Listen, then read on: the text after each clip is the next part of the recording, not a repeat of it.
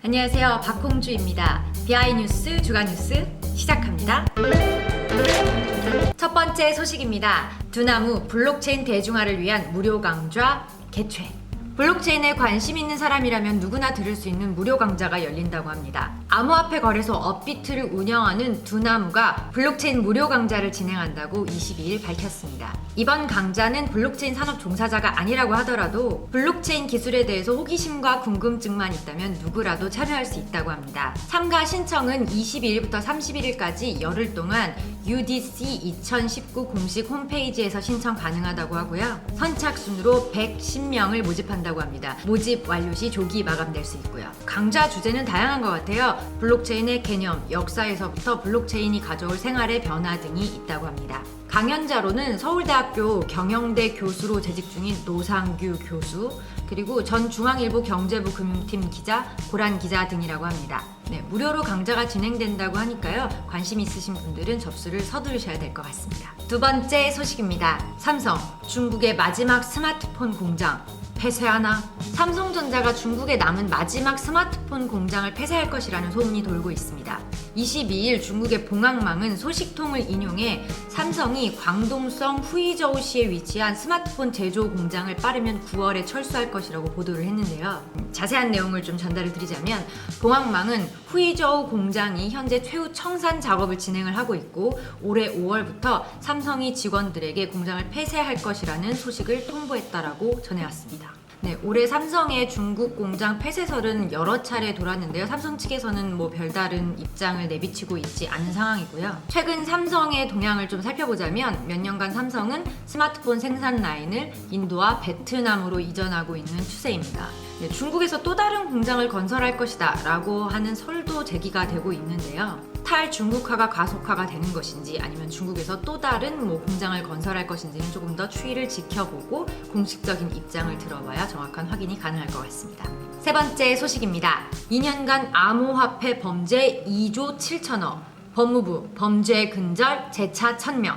법무부가 암호화폐 관련 범죄 수익 환수와 구형 강화에 나설 것을 재차 천명했습니다.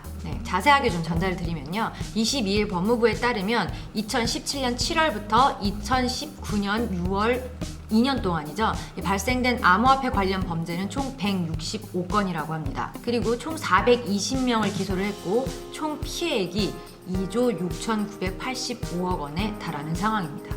범죄의 유형을 좀 말씀을 드리면 수원지검은 지난해 1월부터 4월까지 경제적 가치가 없는 코인에 대한 고수익 투자를 빙자, 다단계 방식으로 1,348억 원을 편취한 금융사기 조직 9개를 적발, 주범 15명을 구속 기소해 최고 징역 8년형을 선고했다. 부천지청은 지난해 2월 비트코인을 이용해 중국 위안화를 원화로 불법 환전한 1,319억 원대 환치기 사범을 적발하여 환전소 사장 등 주범 4명을 구속 기소, 3명에 대해 실형을 확정, 최고 징역 2년 2월 하였다. 서울 남부지검은 지난해 4월 500억 여원을 허위 충전한 후 고객들로부터 가상통화를 매수한 다음 타 거래소로 빼돌린 가상통화 거래소 운영자 등 2개 업체 총 4명을 구속 기소해 1심에서 최고징역 3년형을 선고했다. 범죄 유형도 가지각색인데요. 여러분들도 조심하시고요. 법무부에서 철저히 사기범들을 잘 찾아내서 관련 피해자들이 생기지 않았으면 하는 바람입니다. 네 번째 소식입니다. 미국, 중국 또 악영향? 이란 원유 거래 위반 중국 기업 제재 갈등. 미중 무역이 조금 잠잠해지나 싶었는데요. 사건이 또 발생했습니다. 미국이 이란 원유 거래 제재를 위반한 중국 기업, 중국 중앙 기업에 제재를 가했습니다. 폼페이오 장관이 전해온 말을 한번 읽어드리도록 하겠습니다. 우리는 어떤 제재 가능한 행위라도 제재할 것이다. 우리의 말을 진지하게 들어야 할 것이다. 또 미국의 이란 제재가 효력을 발휘하고 있다.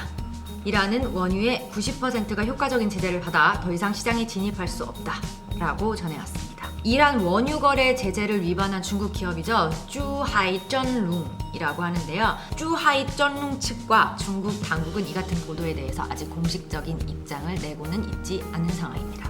다섯 번째 소식입니다. 미국 기업 중국 공장에서 화웨이 물자 압류. 재미난 사건이 발생했습니다. 한 미국 기업이 중국 영토에서 미국 법률을 근거로 중국 통신장비 업체인 화웨이죠. 이 화웨이의 장비를 압류한 것으로 알려졌는데요. 중국의 환구 15는 이것은 중국의 사법 주권을 침해한 것이다 라고 주장하고 있습니다. 자세한 상황을 좀 읽어드리도록 하겠습니다. 환구 15에 따르면 미국 상무부가 5월 16일 화웨이를 거래 제한 기업 리스트에 포함한 이후 이튿날 밤 화웨이가 플렉스 인터내셔널 주하이 공장에 화물차 수십 대를 보내서 화웨이의 자재와 장비를 반출하려 했지만 플렉스 인터내셔널 측은 미국 수출 규제 관련 법률에 따라 자재와 장비를 내줄 수 없다고 밝혔습니다. 이 플렉스 인터내셔널이라는 회사는 미국과 싱가포르에 본부를 둔 파운드리 기업으로 업무 범위는 휴대폰 회로판 설계와 통신 엔지니어링 등을 포함해서 화웨이 5G 기지국을 생산하고 있다고 합니다. 6번째 소식입니다. 비트코인도 카톡 전화로 주문, 시니어 세대를 위한 간편 주문 서비스 출시. 네, 이제 비트코인을 사실 때 전화로도 주문이 가능하게 되었습니다. 이 서비스 명칭은 코인케어 라는 서비스라고 하는데요. 코인케어는 전화나 카카오톡으로 간단히 비트코인을 사고 팔 수 있는 서비스라고 합니다. 거래소 이용이 어려운 50대 이상 시니어 세대 그리고 고액 자산가들을 위해 개발이 되었다고 합니다. 거래 절차는 간단하다고 합니다. 카카오톡으로 체인 파트너스 계정을 추가를 하고 간단하게 신청서를 작성하고 본인 인증을 하면 가입 절차가 완료된다고 합니다.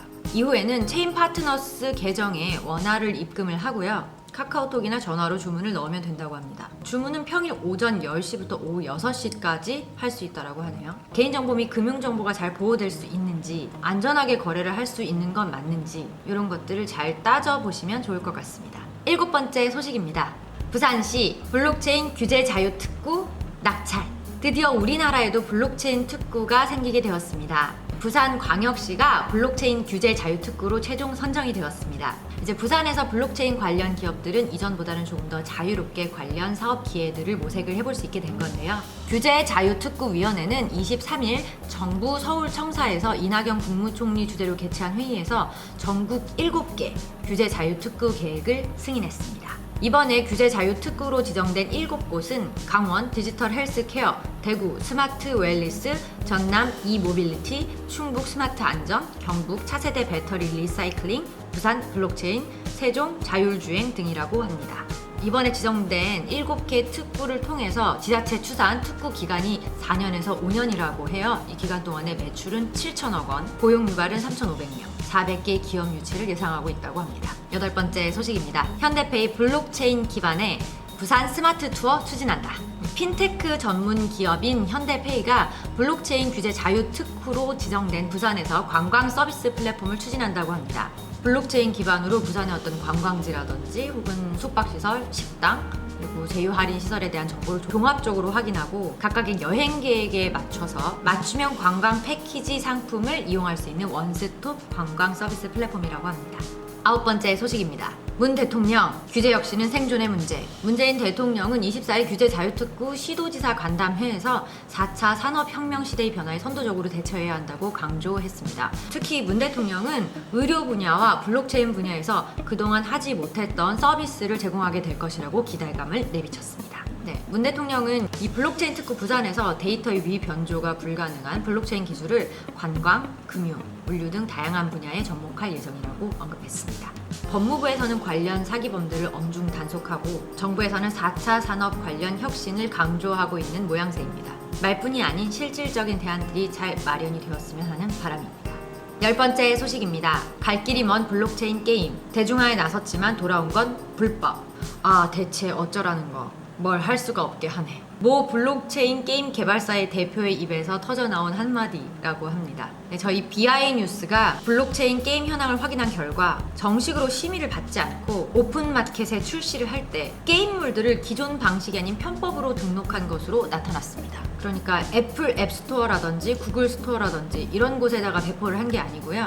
자신들의 홈페이지에 APK 설치 파일이라고 하죠. 그것들을 직접 배포하는 방식으로 배포를 진행을 한 거죠. 여기서 중요한 것은 심의 없이 테스터 서비스를 시작을 했다라는 점입니다. 25일 게임 업계에 따르면 나이츠, 크립토 소덴 매직, 프리프4 게임 엑스코인 등이 출시가 됐지만 이 중에서 게임 위에 심의를 받은 것은 단 한 건도 없다고 합니다. 카카오 블록체인 계열사인 그라운드 X가 블록체인 대중화를 위해서 꺼내든 게 이 게임이라고 볼 수 있겠는데요. 현실은 정반대인 것으로 나타났습니다. 모 개발사 대표는 블록체인 게임으로 심의를 넣으면 바로 등급 보류 판정을 받을 텐데 누가 심의를 넣겠느냐. 그래서 관련 법이 나오기 전에 다양한 방법을 통해서 이제 진행을 하고 있다라고 입장을 밝혔고요. 또 B 개발사 대표는 심의 사례가 없다라고 해서 게임 출시까지는 연기할 수 없다. 합법이 아닌 이상 불법이든 편법이든 뭐라도 해봐야 되지 않겠느냐라고 입장을 밝혔습니다. 지금까지 비하이뉴스 주간 뉴스였습니다.